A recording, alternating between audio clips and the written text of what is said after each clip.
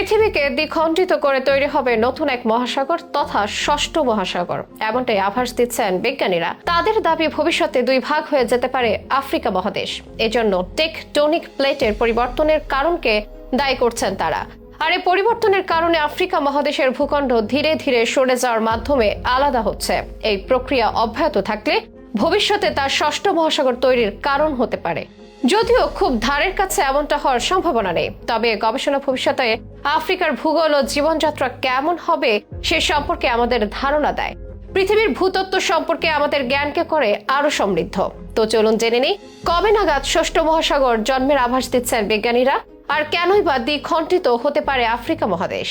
পৃথিবীতে কয়েকটি মহাসাগর? এই প্রশ্নের উত্তরটাও বেশ সহজ, কম বেশি সবাই পড়েছি বা জানে। 5টি মহাসাগর আছে পৃথিবীতে, যার মধ্যে প্রশান্ত মহাসাগর, আটলান্টিক, ভারতীয়, আর্কটিক এবং দক্ষিণ মহাসাগর। তবে ভবিষ্যৎ প্রজন্ম 5টি নয় বরং 6টি মহাসাগর পেতে পারেন বলে আভাস দিয়েছেন বিজ্ঞানীরা। আর নেপথ্যে তুলে ধরছেন আফ্রিকা মহাদেশের এক ঘটনা। পৃথিবীর অন্যতম বড় একটা মহাদেশ এটি, তবে ভবিষ্যতে এই আফ্রিকায় দুই ভাগে বিভক্ত হয়ে যেতে পারে, আর ভাগ হয়ে নতুন এক মহাসাগর তৈরি হবে বলে ভবিষ্যৎবাণী বিজ্ঞানীদের। তারা বলছেন ভূপৃষ্ঠের নিচে থাকা টেকটোনিক প্লেটের পরিবর্তনের কারণে আফ্রিকা মহাদেশের ভূখণ্ড ধীরে ধীরে সরে যাওয়ার মাধ্যমে আলাদা হচ্ছে।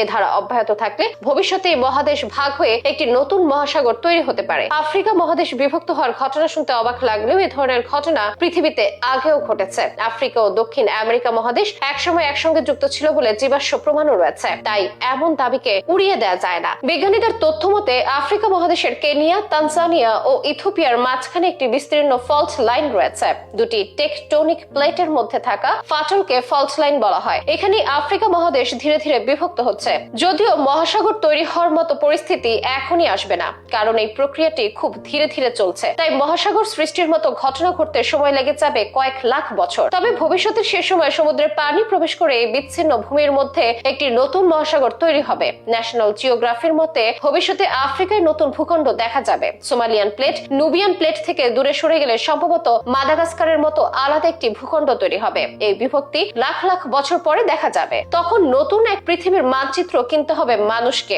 যদিও এ নিয়ে আমাদের প্রজন্মের চিন্তা ভাবনার বিশেষ প্রয়োজন নেই, কারণ তখন আমরা কেউই থাকবো না পৃথিবীর বুকে। তবে এমন গবেষণা পৃথিবীর ভূতত্ত্ব সম্পর্কে আমাদের জ্ঞানকে সমৃদ্ধ করে। এটা কেবল বৈজ্ঞানিক অনুসন্ধানের বিষয় নয়, বরং এটি পৃথিবীর পরিবর্তনশীল প্রকৃতির একটি প্রমাণও। এটি আমাদের গ্রহের ভূতাত্ত্বিক প্রক্রিয়াগুলো বোঝার গুরুত্ব তুলে ধরে, কারণ মহাদেশ এবং মহাসাগরের ভবিষ্যৎ বিন্যাসের ওপর এগুলোর গভীর প্রভাব রয়েছে। এটি সত্যি যে কালে ঘটবে, সেকালে পৃথিবীর ভূগোল এবং জীবনযাত্রায় ব্যাপক পরিবর্তন আসবে। নতুন ভূখণ্ড মহাসাগর তৈরি হওয়ার ফলে আফ্রিকার জীববৈচিত্র্য উল্লেখযোগ্য পরিবর্তন আসতে পারে। নতুন নতুন প্রজাতির উদ্ভব হতে পারে, আবার অনেক প্রজাতি বিলুপ্ত হয়ে যেতে পারে। এছাড়া পরিবর্তন আসতে পারে আঞ্চলিক ও বৈশ্বিক জলবায়ুতেও, যদি সে সময়টা এখনই বা ধারের কাছে নয়, আসবে কয়েক লাখ বছর পরে।